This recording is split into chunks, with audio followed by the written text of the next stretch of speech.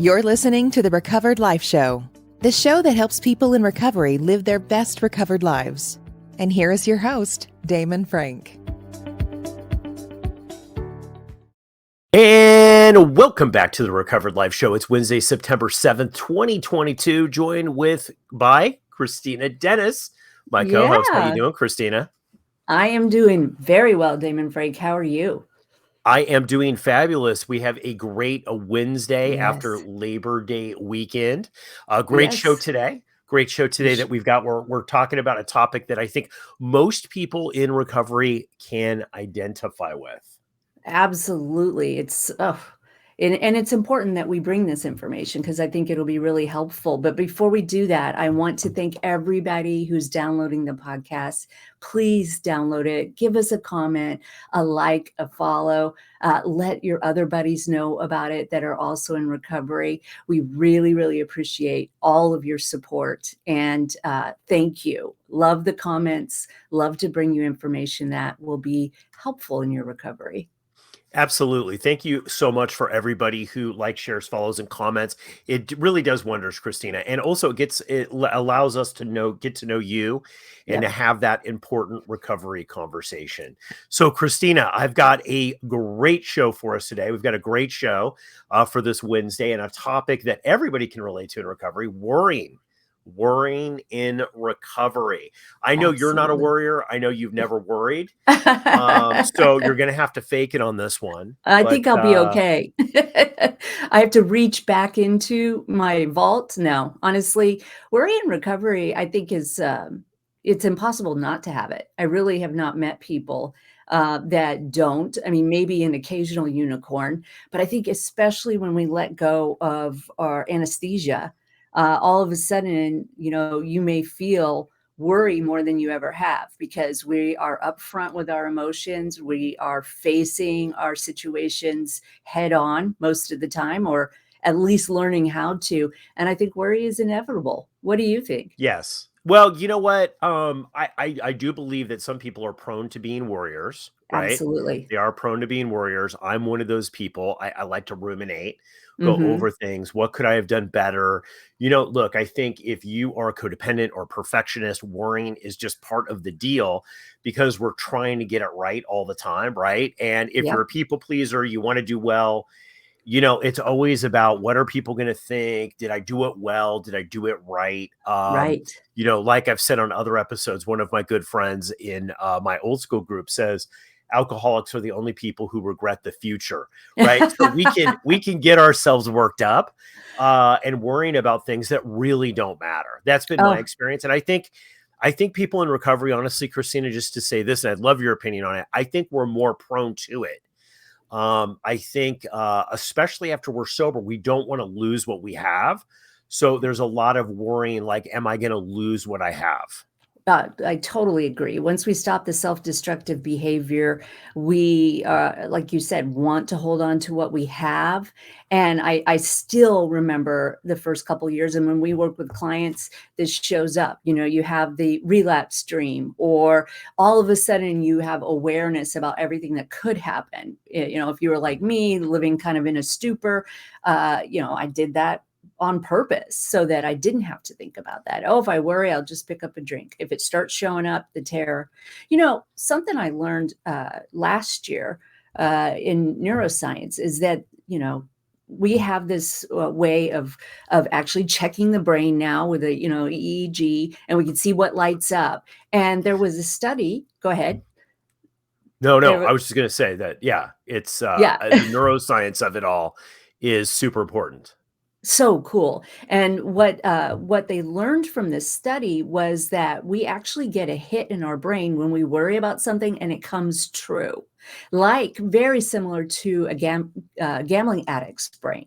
Isn't that interesting? Like, people get a little payoff from it. So you really have to safeguard your brain and what you're putting your thoughts toward and what you're thinking, because people can get real. I mean, I've met those people. People can get really addicted to the worry. And then there's this kind of like little, dopamine hit, like, oh, I was worried and it came true. And I think that's very tricky. And it really helped me start thinking about, okay, what am I actually spending my time and thought power toward? What am I doing in my recovery? Yeah, I think, one of the things about worry is that you can end up manifesting what you're worrying about, right? Because you're thinking Mm, about it in your consciousness all the time. I think that this is one of the things that specifically related to recovery. If you're listening to this podcast and you're in recovery and you're saying, I worry, I'm kind of an obsessive worrier. I think one of the red flags here with people in recovery is that we can really get ourselves worked up.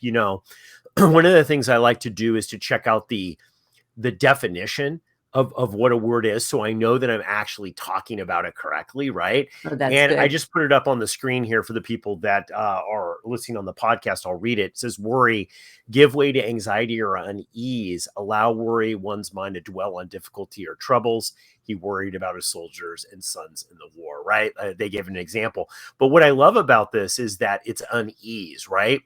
And Hmm. it's also it's really dwelling on the unease, right? So living in the unease, in my opinion, in recovery is very dangerous, because what's going to happen is the universe is just going to say, all right, Damon, you want more unease? I'll give you more unease. I'll give you more things to worry about.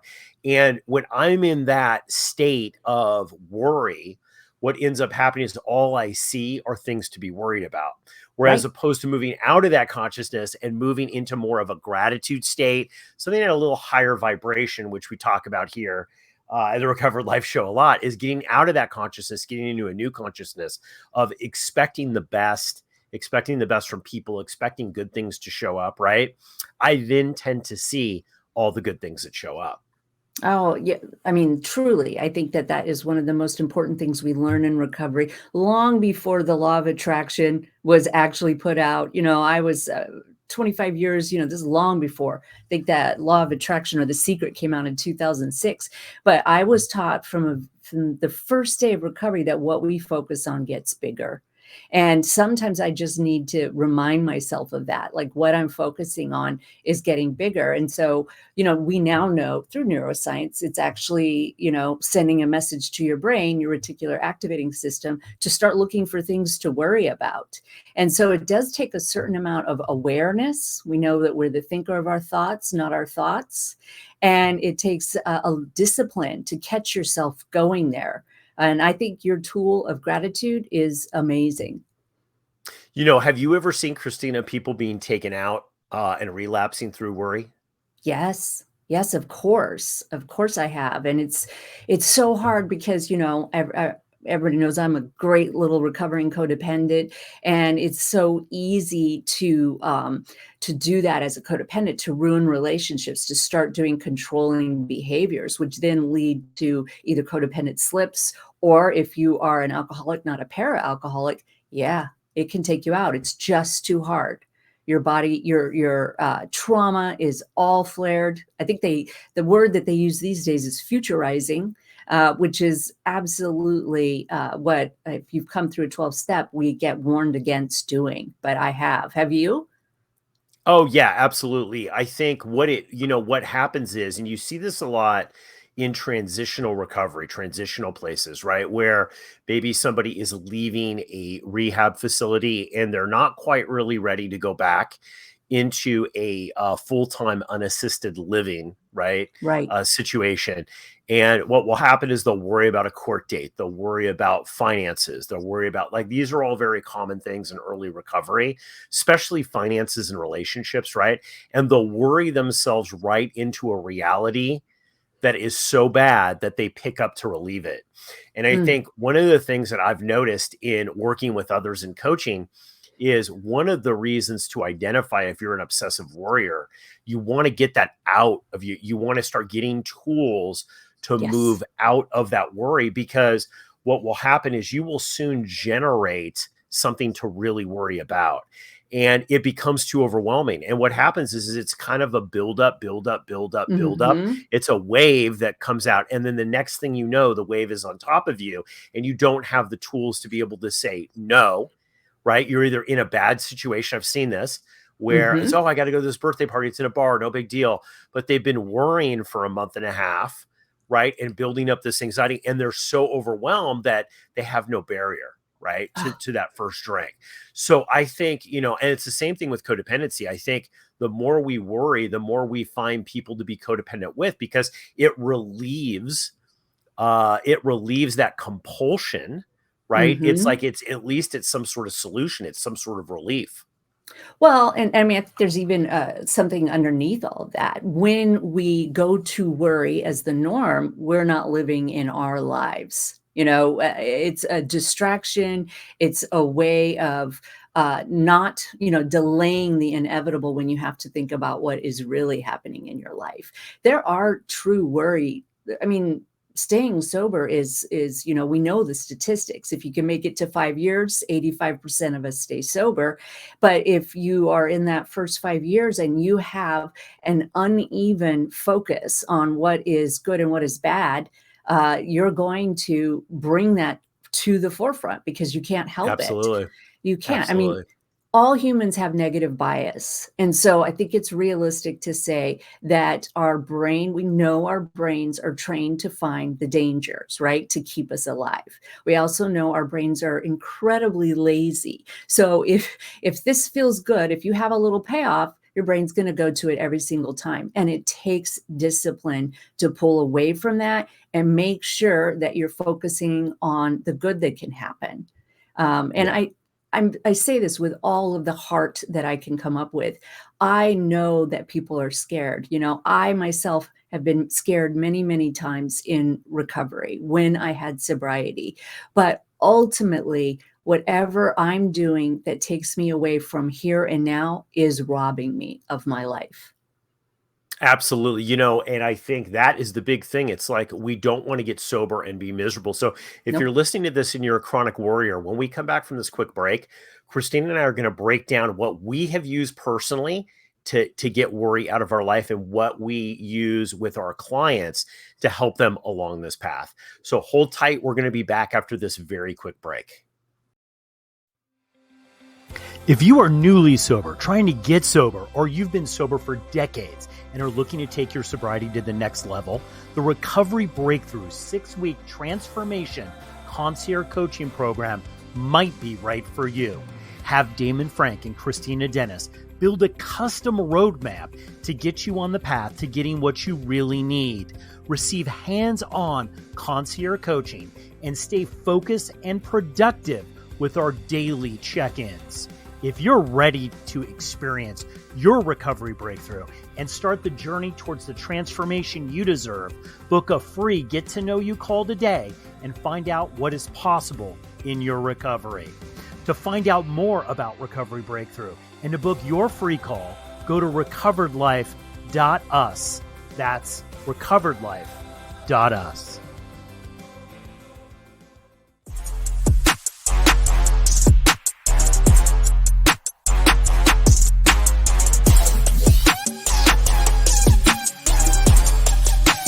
You're listening to the Recovered Life Show.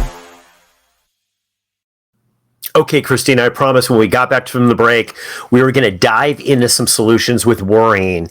If you're a chronic worrier, if you can't stop that compulsion to worry, every day you wake up and you define yourself as a worrier, looking for things to worry about, listen very closely to what Kristina and I are going to have to say, because we might be able to give you a tool that you can get free from that worry obsession.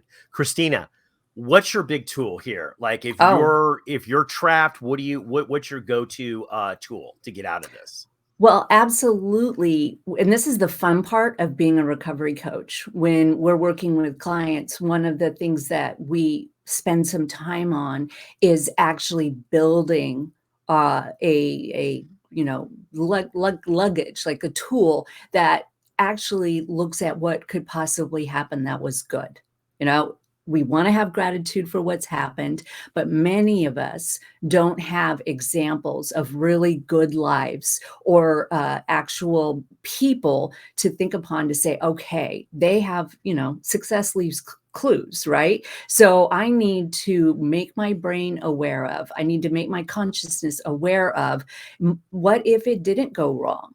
And so when we do work with people, we do a fear inventory. Like you said, we look it in the eye, but we also make sure that we have other schemes. It's called a schema.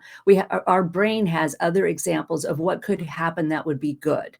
It's often that I work with somebody and they explain what they're worried about, and I actually ask them to pivot over to some kind of solution that maybe the worst won't happen. Maybe something really good will happen out of it. And it never surprises me that people struggle with looking for a positive outcome versus a negative outcome. Yeah, I think I think that that's so important, because looking for that positive thing, you will find positive things. Yes. Christina, one of the things that I use that have been very successful, besides my little allergy attack I'm having right now, but one of the things that I've used that have been very successful is to start writing things down, Yep. getting things out of my head. And I did this with a client not too long ago, where there was a lot of obsessive worrying going on. And what we did is we started to write down what we were worried about. And the first thing that I did is I went through and I said, okay, let's look at all these things. Is there a solution for any of these things? Right. And many of the things that this person was worrying about were things that couldn't be changed. And one of the things we have to, I think, realize in recovery is things that things that have no solution are called facts. Yes. Right. Like, I could want to be 6'4" and play for the Lakers, but if I'm 5'2", it's a fact I'm 5'2", right? Right. So there's no sense of worrying about the facts, because the facts are just the facts. It's just what it is, right? So defining what is a fact and what is an opinion, right? Or what is something that really maybe that is something tangible, that I think is a very, very first important step. Many times we're just upset about facts. And I know right now I deal with a lot of high performing people. Like, that's my thing, right? And a lot of people right now are worried about the economy. They've done well.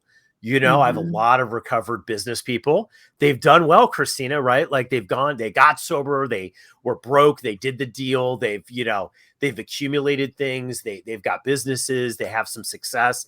And the worry is the economy's bad, we don't want to lose it, right? Like, and so the economy is some sort of like thing that's out there that we really don't have much control over. We just have control over what we do. So finding out what is a fact, and what is my interpretation of it, and what is maybe something tangible. When you take all those tangibles and you could say, I could see why you would worry about these. What can we actually do? What actions can we really put in place here so we don't have to spend time worrying, we can spend time doing.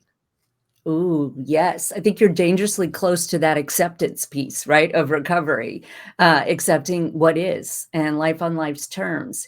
And yes, I mean, without any kind of control, which I think a lot of us start figuring that out, we are not in control of people, places, and things. There isn't very much that you can do. So why worry about it? Why spend that energy focusing and refocusing somebody to what they can do and giving them options and examples that they can, duplicate, that they can model their life after, is going to be one of the biggest steps to opening up your world.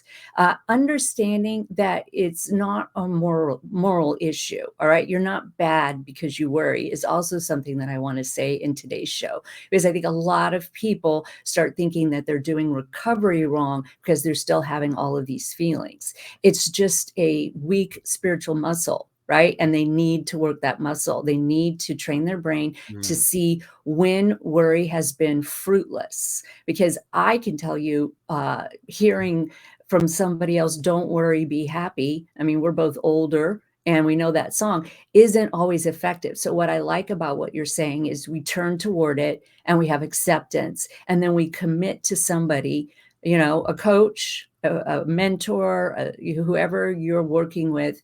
We commit to them that we're going to move forward on the things that we can actually change. Yeah, well, I love when you're talking about acceptance here because now you're really getting into the spiritual principles of it, right? Right. But the reality for most people, and I know for me, right? Like I was ready. I was worrying about stuff. I wasn't quite at acceptance. Maybe acceptance was 6 months out, a year out, 3 months out, 2 weeks out, but I could still take positive actions in the meantime. And I remember somebody telling me, it's like, all right, look, you got to identify, Damon, how much time you're actually spent worrying. And this is interesting because in high performance stuff, like when I am coaching somebody who, has a business or whatever, and they've gotten sober, there's this compulsion. I've got to make up for all that lost time. I wasn't Right. perfect. I didn't do it right. Right. So you got to get past that. And just like past episodes that we've had with chronic thinking, obsessive thinking, which I Mm-hmm. can relate to, I could just sit and think about things for a long time. With worry, what I tend to do is I try to put it in a bucket a little bit and compartmentalize it. And I know you don't want to do that with every feeling you have, but I find with obsessive thinking and worrying, this works great because what I could do is I started billing myself for that worry. So if I found myself drifting off through the day and it was 2 hours of worry, then I'd put a Mm-hmm. price tag on that. Okay, that I'm worth $100 an hour, let's say, or $50 an hour, or $300 an hour, whatever you want to price yourself out. Start adding up how much of your time, because money puts a value on your time. Start Sure. adding up at the end of the week how much money you've spent of your time worrying, and you're going to find that wow, that's a lot. That's something to worry about right there. Right. So true. And what you're talking about is pulling back and having the discipline of realizing that these are just thoughts. These really are just thoughts that we can change. And we're not talking about, toxic positivity, right? That's not what we're saying. And when you share that we look at it and really look at it in the face, that is how we get through to the other side. I think that a lot of stuff can be untangled when you start sharing your thoughts and you start becoming aware that other people have made it through those situations, that something good has come out of something that we thought would be terrible, and you really, really start training yourself. So, if you have a lot of worry in your life, it's time to start talking to somebody, figuring out the costs, figuring out what it's robbing you of, what joy are you're not obtaining because you're spending your time in the worry cycle. And I think the big lesson here, I think that we're all saying, no matter what the approach of, whether you use Kristina's approach, my approach, or a hybrid version or something else, it's get that worry out of your head, get it Mm-hmm. out, talk to somebody about it, put it on paper, start to actually really look at it. Because what you're going to find is you're spending a lot of time and a lot of energy worrying about things that might or might not happen. Kristina, I've got to throw this out too, because when we were doing this episode, I really was thinking about it a little bit. I was like, okay, Mm-hmm. what can I share with people that would have a really big impact, right? Like, what's my perspective on worry? Because look, I've had my share of worry Sure. over 3 decades, right? I've had my share of worry, and I still can get sucked into that. Not as much, but I still can get sucked into, oh my gosh, I'm worrying about this, worrying about that. At the end of the day, you know what I found, Kristina, in recovery is the worst case scenario rarely happens. And the absolute best case scenario rarely happens. It's somewhere in the middle. I was Right. telling a friend that the other day. It's like, I'm not, if I'm worried about finances, I might not make that total pinnacle amount of money that I thought I was going to make, but I'm also not homeless either, right? Like, Right. and have no money. So it's somewhere in the middle. And I hate the word balance. I want to strike that from my vocabulary and the dictionary. I hate the word balance in recovery because I just think it's an unattainable thing, but it does apply here. It does balance out. It is somewhere in the middle, right? And what I started to be able to train myself with, Kristina, is just to say, hey, could I live with it if I played full out and it Yes. happens somewhere in the middle? Could I live with that outcome? And most times it's like, absolutely I could. Absolutely Right. I could, right? And I could always go back up to the mound and take another swing at it later, right? Not Absolutely. rarely are things one and done forever. Usually have chances to be able to do things. So that's my big message to people. It's like, you know what? It's not going to be the worst case scenario. And it might not be the best case scenario anywhere. It's going to be somewhere in that gray middle. It sure is. And if you can live in this moment right now, you have a way better chance of not having what you're worried about coming to fruition. So absolutely ground yourself, start embracing the spiritual teachings of, any program that you want to use, work with somebody. You deserve to live a life without worry being, the front seat passenger in your car. Absolutely. You guys, we know that our best recovery is in the right here, right now. So we hope that everybody goes out and lives their best recovered life and lives in the right here, right now, because that is where the miracles happen. Kristina, Dennis, thank you so much. This has been a great episode. We're going to see you back. It's going to be Monday. We're going to join us back for another Recovered Life show. I would like to remind everybody, if you're not participating in the Recovered Life discussions, you're probably hearing them here on the podcast. Jump into our Clubhouse room. Every week, 4 days a week, Kristina and I are on Clubhouse having conversations that matter in the Recovered Life discussions. So join us there. You can find out more about it on our website, recoveredlife.us. And everybody, go out and live your best recovered life. Bye. Keep the conversation going. Join Recovered Life, a community of like-minded people who are looking to live their best recovered lives. Membership is free, and you can apply at recoveredlife.us.